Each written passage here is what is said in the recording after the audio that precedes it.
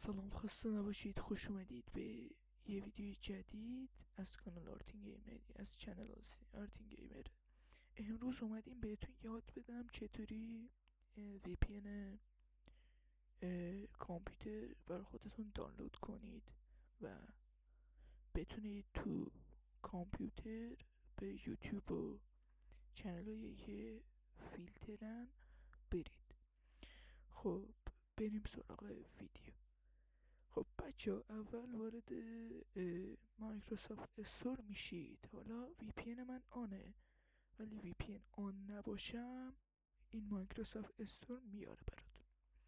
خب میایید اینجا میزنید مثلا XVPN. خب منتظر میمونید تا بیاره. مثلا XVPN اینجا من دانلود کردم، خیلی وی پی ان خوبیه. بعد ولی اگه مثلا استیم و اینجور چیزا میخواید، مثلا این وی پی ان رو دانلود کنید. حالا من استیمم مشکل داشت، با این وی پی ان اوکیش کردم، الانم به اون وصلم.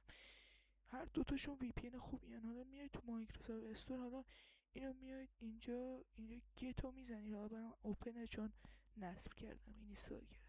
این گتو میزنید، دانلود میکنید، اینستال میکنه خودش و میاید اینو کانکت میکنید. حالا من 1.5 بهش بستم، ساعتم 4:50 صبح دارم براتون ویدیو میگیرم. حالا میریم برای تستش. میاید حالا برای یوتیوب، میبینید که با چه سرعتی براتون میاره بالا. میبینید چقدر خوبه.